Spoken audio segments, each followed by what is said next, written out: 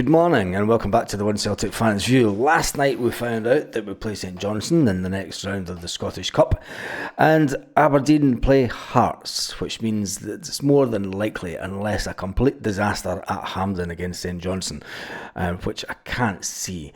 The bookies' money will be going on, the big money will be going on Celtic to beat St Johnstone, and no disrespect to St Johnstone, it's just that it's the way that Celtic are at the moment and the way that we're playing. And the fact that Brendan Rodgers does like to play a game or two at Hampden. And let's face it, it could set up the potential final. That reminds us of a previous final that Brendan Rodgers had at Hampden against Aberdeen. And a fantastic goal by Tom Rogic. Will there be a fantastic goal by Callum McGregor in the final, similar to what Tom Rogic did? Cal Mack likes a shot from outside the box, and we were discussing Cal Mack last night, and the fact that Cal Mack could become a player that plays a similar type of game to Tom Rogic as he heads out the last few years in his career. If you want to check out that video, check that out. I'll put a link up to it there, and you can check it out at the end of the video also. Now, the fact that we are still in the Scottish Cup, and it's a fantastic occasion, the Scottish Cup, but there's a bit of a reality check going on at Celtic at the moment. And it comes to the Celtic B team. Now, my question to you this morning is, and tell me in the comments, do you think that the B team is worth it? And has the Scottish Football League, and you can understand why they tried to do it, and it was to try and bring on younger players and put the B team in the lower leagues, in a lower league, to try and give them first team football, try and get them to play against men and trying to up their game, getting them ready to come into the first team. But over the last 3 or 4 years, we haven't really produced anything significant from the B team, and we've let players go. Well, we haven't let them go. They've decided not to sign new contracts at Celtic and leave for absolutely nothing. From Ben Doak all the way through to a certain player who's going to be leaving Celtic this summer. Celtic have been looking at an 18-year-old Dundee United forward, Owen Stritton, who's been out on loan to Montrose. He was sent out on loan in January to gain some more first-team experience, and Celtic are sniffing around the Dundee United player. But it's interesting who's doing the actual scouting for Celtic. It's our one and only Tosh McKinley. Now, if you don't know who Tosh McKinley is as a Celtic fan, that's Arnie Engels, that's not Tosh McKinley at all. If you don't know who Tosh McKinley was, he's a player that came through the youth ranks at Celtic. Tosh did come through the youth ranks at Celtic, and it was deemed not good enough and ultimately left Celtic in his career. But he came back. He did come back, and he went on to have an interesting career at Celtic, to say the least. He ended up getting shipped out. McKinley, who was born in Glasgow, and he came through the ranks. He came through the Celtic Academy. He then was released by the Celtic Academy, like many players, and then he went to play for Dundee. He played 162 times for Dundee. He then was sold to Heart of Midlothian. Yes, he was sold to Hearts. He played 206 times for Hearts, so scored 7 goals for Hearts. And then Celtic bought him in 1994 with Tommy Burns. And he went on to win the one and only trophy with Tommy Burns, and that was the Scottish Cup against Airdrie. Yes, and he actually put on the pass for Big Pierre. Pierre, there's only one Pierre, there's only one Pierre, there's only one Pierre.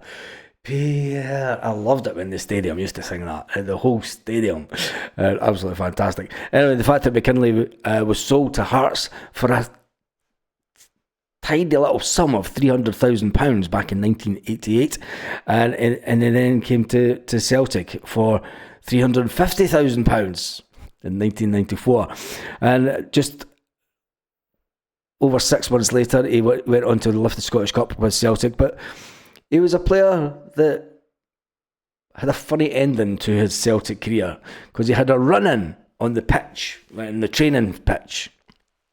Yes, he was involved with a fight with another player. Tushy with Henrik Larsson. Yes, with Henrik Larsson, with the King of Kings. And he was never to be seen at Celtic again. Played 99 games for Celtic. He had 99 problems and he only had the one win. But he was sent out on loan to Stoke and he played 3 times for Stoke, and then he left Celtic in 1999. But the reason I'm talking about Tosh McKinley and I'm talking about his career, it just shows you the way that Celtic younger players, that they can come through the system at Celtic. They can have a good football career at other clubs. They can come through and they can go away and they can come back to Celtic. And that's the football education that Brendan has been trying to tell players to go on. But players in this day and age want the big cash. Tosh McKinley is now a scout for Celtic.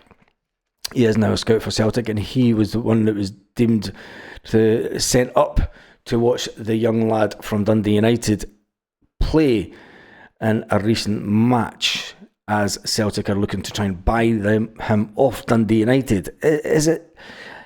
You can understand why we're trying to replace the ones that have left the academy, but is the academy and the way that the B teams are playing in the lower league, is it fit for purpose?